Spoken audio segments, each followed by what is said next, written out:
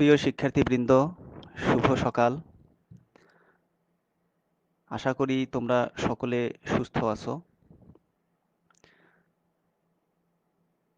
আজকের online live ক্লাসে সবাইকে স্বাগতম। আজকের ক্লাস উপস্থাপনায় আমি অসীম কুমার বর্মন, জুনিয়র ইন্সট্রাক্টর নন-টেক গণিত, রংপুর পলিটেকনিক ইনস্টিটিউট, রংপুর।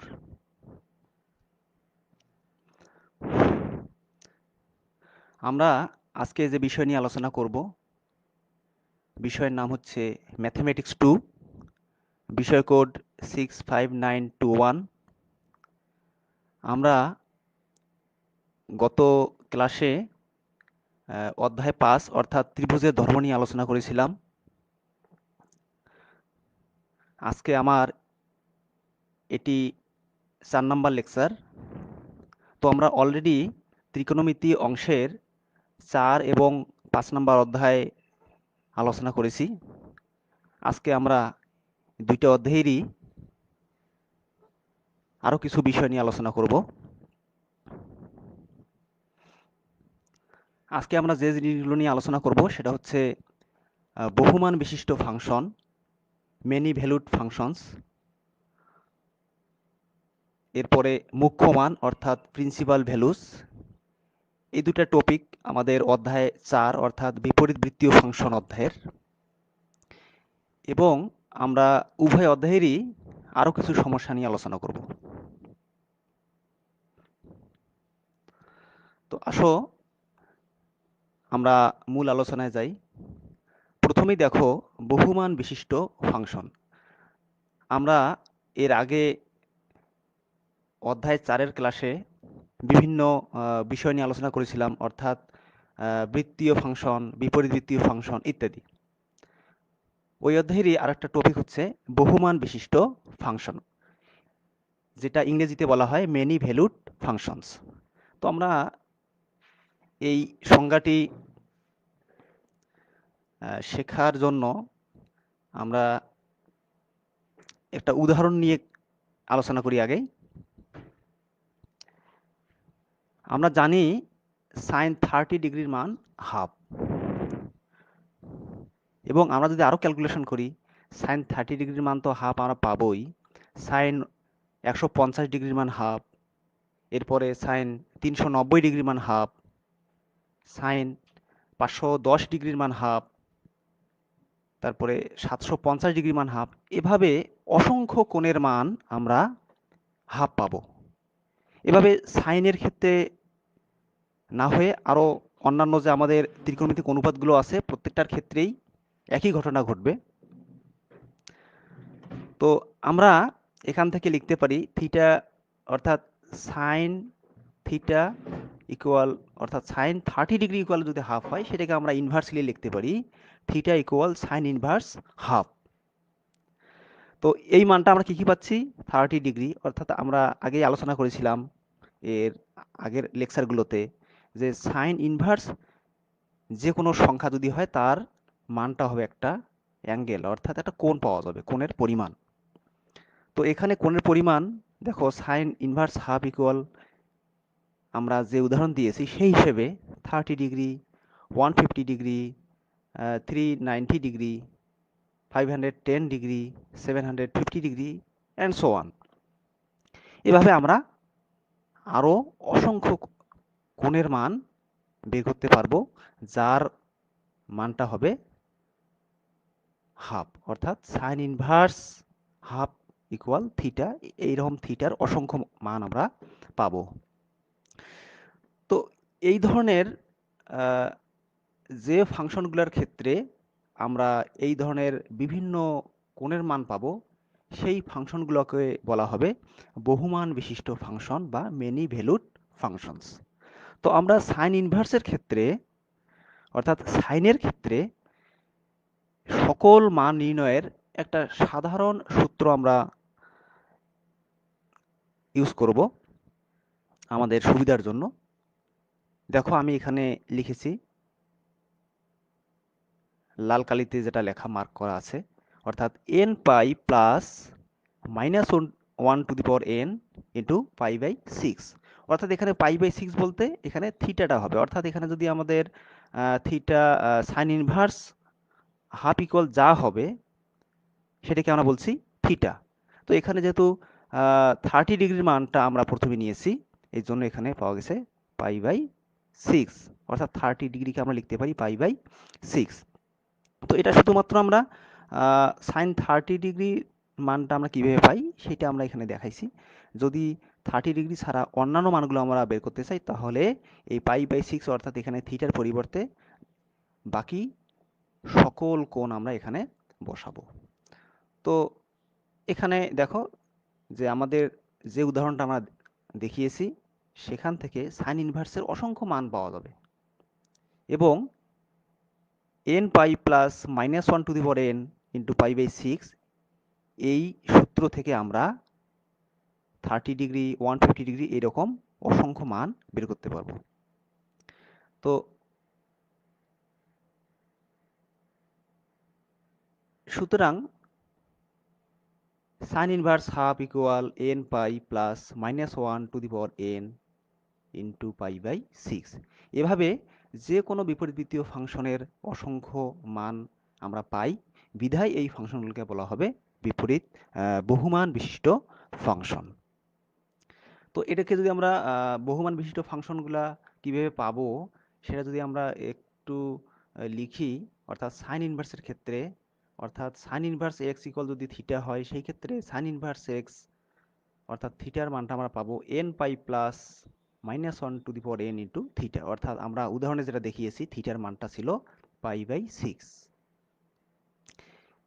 তো এখানে কস ইনভার্সের ক্ষেত্রে যদি হয়, তাহলে cos inverse x equal twice nπ plus minus theta, অর্থাৎ cos ইনভার্সের ক্ষেত্রে থিটার মান যেটা হবে সেটা যদি আমরা এখানে বসাই দেই, তাহলে আমরা বিভিন্ন কোণের মানগুলো এখান থেকে নির্ণয় করতে পারবো। একইভাবে দেখো tan ইনভার্স এক্স ইকুয়াল যদি থিটা হয়, তাহলে আমরা পাবো tan inverse x equal nπ plus theta. এভাবে আরও আমরা বিভিন্ন বিপরীতবৃত্তীয় ফাংশনের ক্ষেত্রে আমরা এটা ব্যবহার করতে পারবো বা বের করতে পারবো। তো এখানে একটু লক্ষ্য করো যে n এর মানটা আমরা কত থেকে বসাবো। n এর মানটা সবসময় 0 থেকে বসাতে হবে, অর্থাৎ n এর মান শুরু করতে হবে 0 থেকে, অর্থাৎ 0, এরপরে 1, এরপরে 2, এরপরে 3, এভাবে পর্যায়ক্রমে বসালে আমরা কন্টিনিউয়াসলি আমরা বিভিন্ন কোণ বের করতে পারবো। তো এই হলো আমাদের বহুমান বিশিষ্ট ফাংশন। আশা করি তোমরা এই ধরনের ফাংশনগুলোর ক্ষেত্রে যে কোনো কোণের মান এখন তোমরা বের করতে পারবে।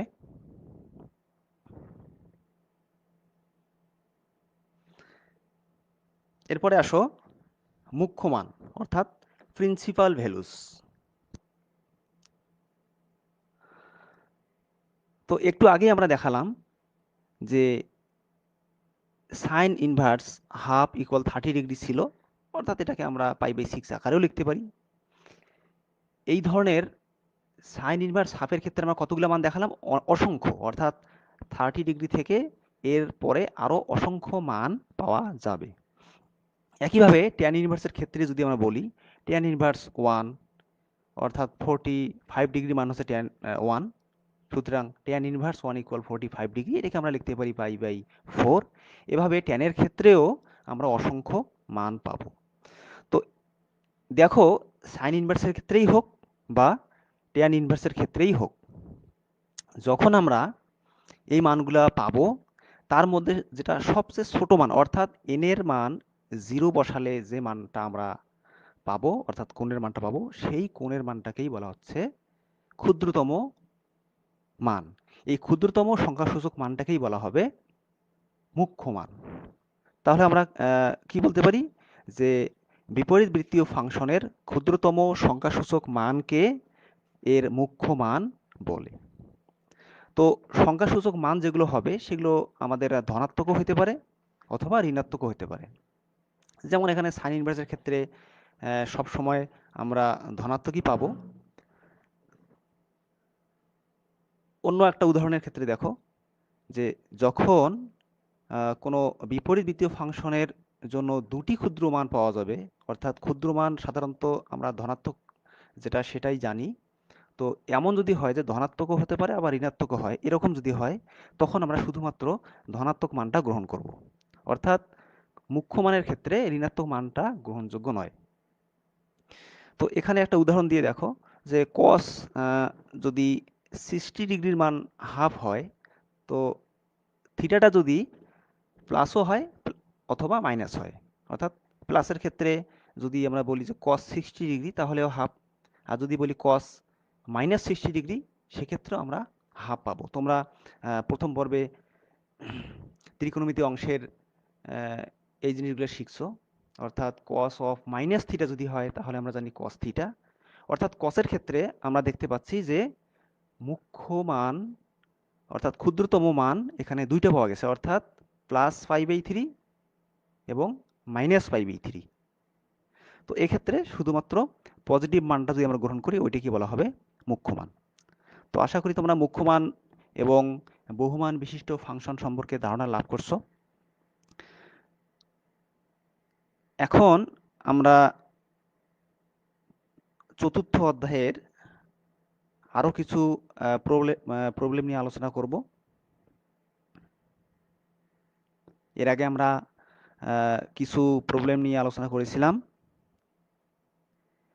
আজকে প্রথম প্রবলেম যেটা, সেটা হচ্ছে যদি tan inverse x plus tan inverse Y plus tan inverse Z equal π/2 হয়, অর্থাৎ 90 ডিগ্রি হয়, তাহলে প্রমাণ করতে হবে x y plus y z plus z x equal 1।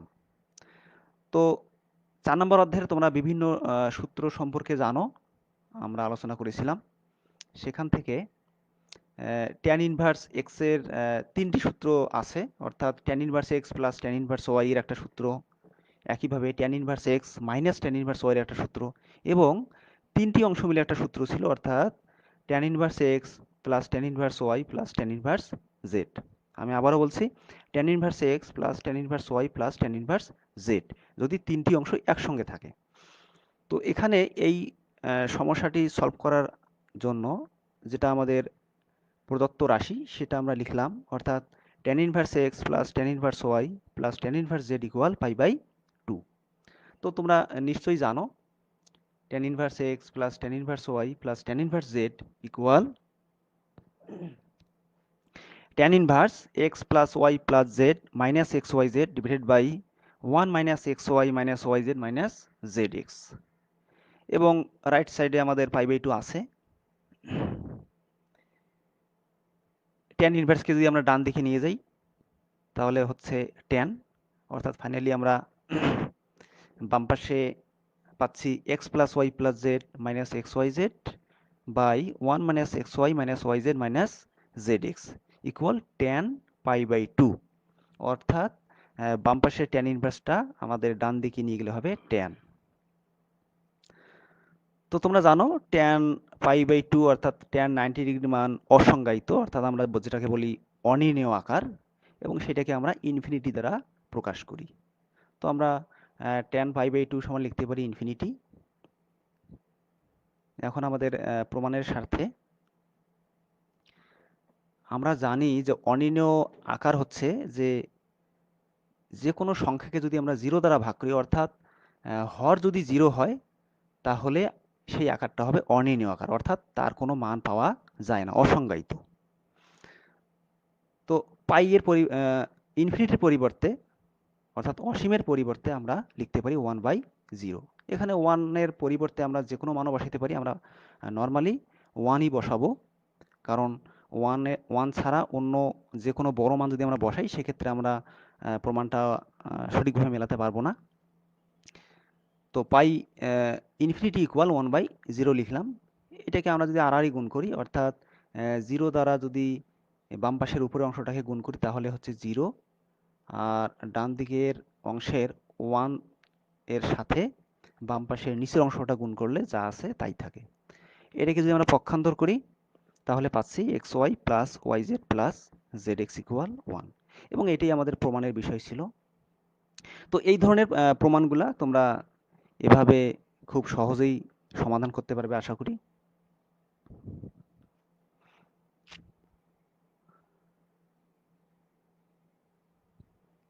এখন দেখো আরেকটি সমস্যা, প্রমাণ করো যে sine square cos inverse 1/3 minus cos square of sign inverse 1/√3 equal 2/9।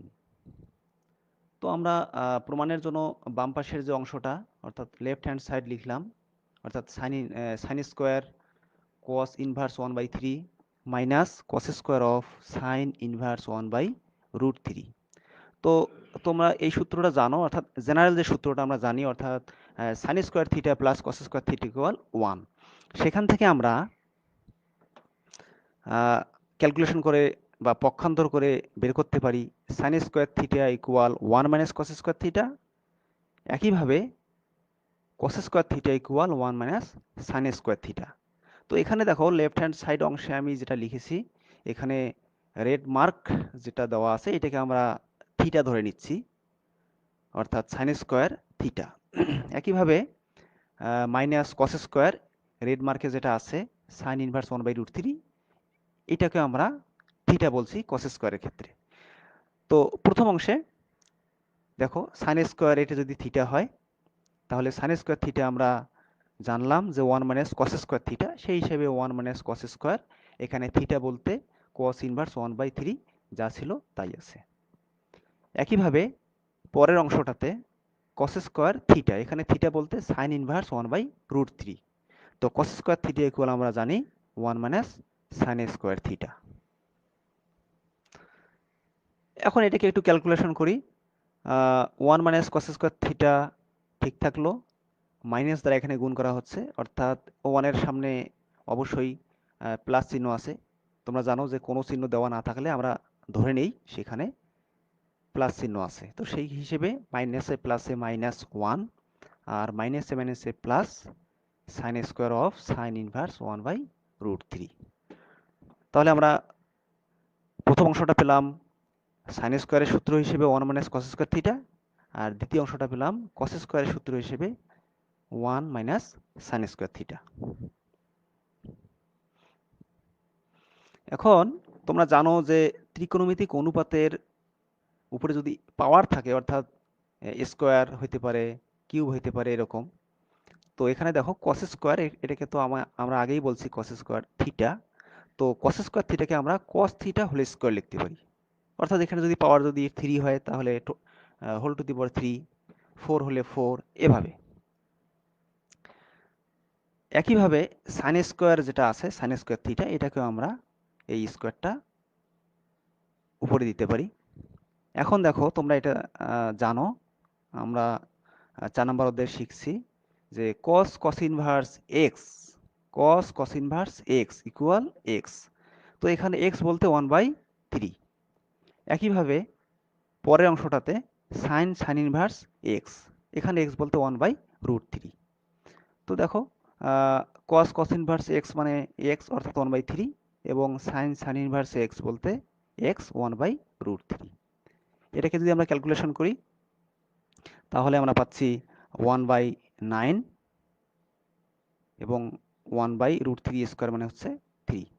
তো এখানে 1 আমরা কেটে দিতে পারি। এখন বাকি যে দুটো ভগ্নাংশ আছে এটাকে যদি আমরা লসাগু করি তাহলে লসাগু হবে 9, ক্যালকুলেশন করলে উপরে পাচ্ছি -1 প্লাস 3, অর্থাৎ ফাইনালি আমরা পাচ্ছি 2/9। এবং এটাই আমাদের প্রমাণের বিষয় ছিল। আশা করি তোমাদের সবাই বুঝতে পেরেছো। আরেকটি প্রবলেম দেখো, যে প্রমাণ করো যে cos inverse 1/√5 minus half sign inverse 3/5 plus tan inverse 1/3 equal tan inverse 2। তো এটা প্রমাণের ক্ষেত্রে আমরা আবার লেফট হ্যান্ড সাইডটা লিখলাম। এখানে দেখো প্রথম অংশটা cos ইনভার্স, আমরা এই সকল অঙ্ক করার ক্ষেত্রে তোমরা জানো যে tan ইনভার্সের সূত্রটা আমাদের প্রয়োগ করা সবচেয়ে সহজ। এই জন্য আমরা সেটা করার জন্য cos ইনভার্সকে আমরা tan ইনভার্সে রূপান্তর করব। এর জন্য এটাকে আমাদের চেঞ্জ করতে হবে, অর্থাৎ cos ইনভার্সকে আমরা tan ইনভার্সে যেহেতু রূপান্তর করব, সুতরাং সেটা করার ক্ষেত্রে আমাদের সমকোণী ত্রিভুজ আমরা আগেই জেনেছি। তো cos মানে আমরা জানি ভূমি বাই অতিভুজ, এখানে ভূমির মান 1, অতিভুজের মান √5। সেই হিসেবে পিথাগোরাসের সূত্র হিসেবে আমরা জানি যে অতিভুজ স্কোয়ার ইকুয়াল লম্ব স্কোয়ার যোগ ভূমি স্কোয়ার, সেই হিসেবে এখানে এবি অর্থাৎ লম্ব ইকুয়াল রুট ওভার অতিভুজ স্কোয়ার মাইনাস ভূমি স্কোয়ার। তো এখানে এসি এর মান হচ্ছে √5, তার স্কোয়ার করলে 5, এবং বিসি এর মান হচ্ছে 1, 1 এর স্কোয়ার 1, অর্থাৎ 5 - 1 হচ্ছে 4। তো √4 ইকুয়াল 2, অর্থাৎ এখানে লম্বের মান পাওয়া গেল 2। তো যদি আমরা কসটাকে ট্যানে রূপান্তর করি অর্থাৎ ট্যান ইনভার্স, তাহলে ট্যান মানে আমরা জানি লম্ব বাই ভূমি, অর্থাৎ 2/1, 2/1 মানে আমরা লিখতে পারি 2। বাকি অংশগুলো ঠিক থাকলো। এখন এই যে সবার শেষের যে অংশটা, এটাকে আমরা সামনে হাফ দ্বারা গুণ করছি এবং আবার 2 দ্বারা গুণ করছি, অর্থাৎ 2 ক্যান্সেল হবে। এটাকে আমরা একটা সূত্র নিয়ে আসার জন্য, তো তোমরা এই সূত্রটা জানো যে 2 tan inverse x equal sign inverse 2x/1 plus x square. তো এখানে শেষের যে অংশটা, 3 নম্বর অংশটা, এখানে দেখো 2 tan ইনভার্স এক্স বলতে 1/3। তো সেই সূত্র হিসেবে 2 tan ইনভার্স হাফ ঠিক থাকলো। 2 tan ইনভার্স এক্স মানে হচ্ছে sign inverse 2x/1 plus x square, অর্থাৎ এখানে এক্স বলতে 1/3। এটাকে যদি আমরা একটা ক্যালকুলেশন করি তাহলে আমরা পাচ্ছি 2/3 এবং নিচে হবে 1/3 স্কোয়ার মানে হচ্ছে 1/9। তো এখানে লসাগু করলে হবে 9 এবং ক্যালকুলেশন করলে হচ্ছে 9 কে 9 যোগ 1 অর্থাৎ 10, অর্থাৎ 10/9। এটাকে যদি আমরা একটু লব হর ভাগ করে দিয়ে ক্যালকুলেশন করি তাহলে আমরা ফাইনালি পাবো 3/5। তো এখানে দেখো দুটি অংশ অটোমেটিক কেটে যাচ্ছে, অর্থাৎ -1/2 সাইন ইনভার্স 3/5 এবং +1/2 সাইন ইনভার্স 3/5। তো এই দুটো অংশ কেটে গেলে শুধু থাকতেছে tan ইনভার্স 2। তো এটি আমাদের প্রমাণের বিষয় ছিল। তো এই ধরনের অঙ্কগুলোতে তোমরা এইভাবে এই নিয়মে আশা করি পারবে। একটা জিনিস লক্ষ্য করো যে আমাদের 4 নম্বর অধ্যায়ে যতগুলো আমরা সমস্যার সমাধান করেছি সবগুলোতেই প্রায় একই ক্যালকুলেশন, অর্থাৎ নিয়মগুলো একই। অর্থাৎ চেঞ্জ করার ক্ষেত্রে, অর্থাৎ কসকে সাইন, সাইনকে ট্যান, এভাবে বিভিন্ন চেঞ্জ করার ক্ষেত্রে আমাদের সমকোণী ত্রিভুজ থেকে আমাদের বাকি বাহুটার মান বের করতে এবং সেভাবে আমরা ইচ্ছে মতো চেঞ্জ করতে পারি। তো আশা করি সবাই বুঝতে পেরেছো। তো আমরা এখন অধ্যায় 5-এর কিছু সমস্যা নিয়ে আলোচনা করি। এখানে দেখো প্রথম সমস্যাটা হচ্ছে একটা প্রমাণের অঙ্ক, অর্থাৎ প্রমাণ করো যে cos b minus c plus cos a equal bc/2 R square. তো আমরা লেফট হ্যান্ড সাইড যা ছিল তাই লিখলাম। আমাদের একটু ক্যালকুলেশনের সুবিধার জন্য আমরা একটু সাজাই নিচ্ছি, অর্থাৎ পরের অংশটা আগে নিচ্ছি, অর্থাৎ cos এটা সামনে নিলাম এবং cos b মাইনাস সিটা পরে নিলাম। তো এখানে দেখো আমরা একটা সূত্র জানি যে cos c plus cos d equal 2 cos c plus d/2 into cos c minus d/2। এখানে আমাদের অঙ্কটাতে দেখো যে c বলতে কিন্তু a এবং d বলতে b মাইনাস c, অর্থাৎ cos c plus cos d equal আমরা পাচ্ছি 2 cos c plus d/2 into c minus d/2, অর্থাৎ ক্যালকুলেশন করলে আমরা এখানে যে c বলতে দ্বিতীয় অংশটাতে c বলতে a আর মাইনাস b মাইনাস c, অর্থাৎ মাইনাস দ্বারা গুণ করলে আমরা পাচ্ছি মাইনাস b প্লাস c। তো এটাকে একটু আমরা সাজায় নিচ্ছি, a plus b plus c লিখলাম। এখানে এটাকে ব্যালেন্স করার জন্য, অ্যাডজাস্ট করার জন্য আমরা -2c নিয়েছি, অর্থাৎ এটাকে ক্যালকুলেশন করলে আবার আগেরটাই পাওয়া যায়। একইভাবে দ্বিতীয় অংশেও -2b করলে আমরা আগের অংশটাই পাই। তো আমরা জানি যে তিনটি কোণের সমষ্টি 180 ডিগ্রি অর্থাৎ পাই। তো সেই ক্ষেত্রে a plus b plus c equal আমরা পাই লিখতে পারি, অর্থাৎ প্রথম অংশটাতে পাই -2c/2 এবং দ্বিতীয় অংশে পাই -2b/2। তো এটাকে যদি আমরা একটু ভাগ করে দিই, অর্থাৎ পাই/2 এবং 2c/2, অর্থাৎ দুইটি অংশ যদি আমরা আলাদা করে দিই প্রত্যেকটা অংশের ক্ষেত্রেই, তাহলে আমরা পাচ্ছি পাই/2 মাইনাস সি ইন্টু কস পাই/2 মাইনাস বি।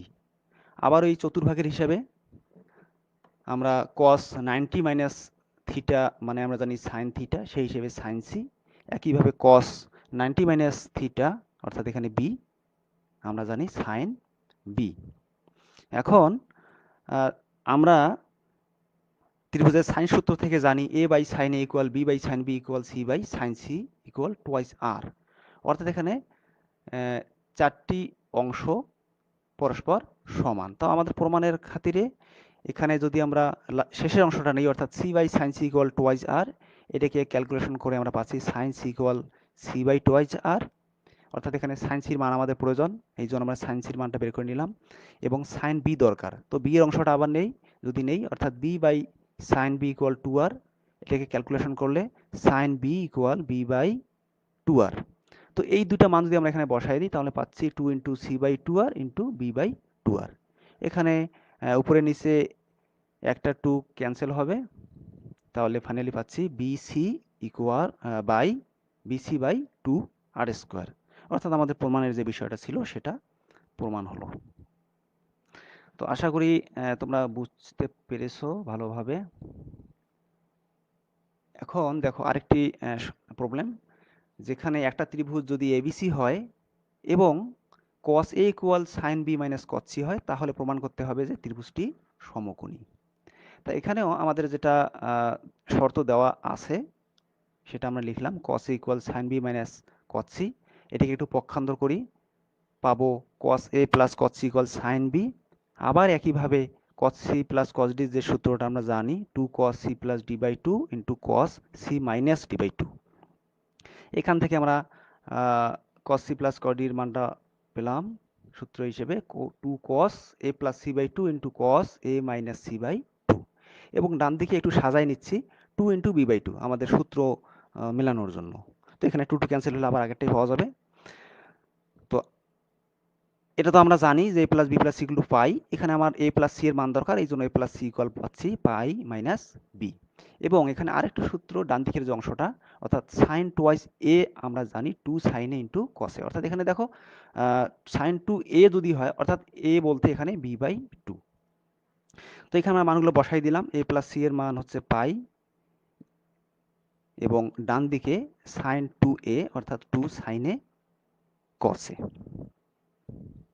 এখানে উভয় পক্ষ থেকে 2 2 ক্যান্সেল হবে। প্রথম অংশটা আমরা যদি ভাগ করে দেই, pi by two minus B by two পেলাম, বাকি অংশগুলো সবই ঠিক আছে। আবার প্রথম যে অংশটা অর্থাৎ cos 90 মাইনাস থিটা অর্থাৎ সাইন থিটা, এটা আমরা কোঅর্ডিনেট হিসেবে পাই। তো ফাইনালি পাইলাম sine B by two into cos a minus C by two equal sine B by two into cos B by two. এখানে উভয় পক্ষ থেকে বাদ গেল সাইন, তাহলে ফাইনালি পাচ্ছি cos of a minus C by two equal cos b by two.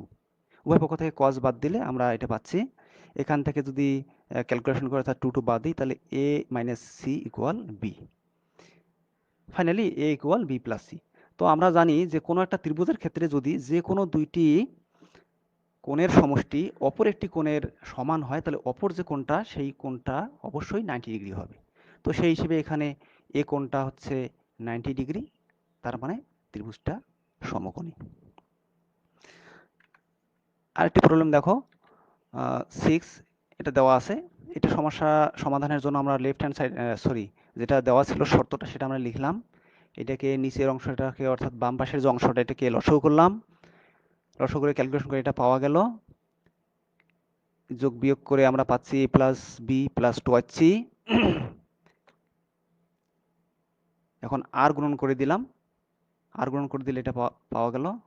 এখন এখানে তোমরা সাধারণ গুণ বীজগণিতের যে গুণ সেটা জানো, যে প্রথম এ দ্বারা এটাকে যদি আমরা গুণ করি তাহলে A square plus AB plus AC পাচ্ছি, আবার বি দ্বারা যদি এটাকে গুণ করি তাহলে AB plus B square plus BC, একইভাবে টোয়াইস সি দ্বারা যদি A plus B plus C কে গুণ করি তাহলে পাচ্ছি twice AB AC plus twice BC plus two C square.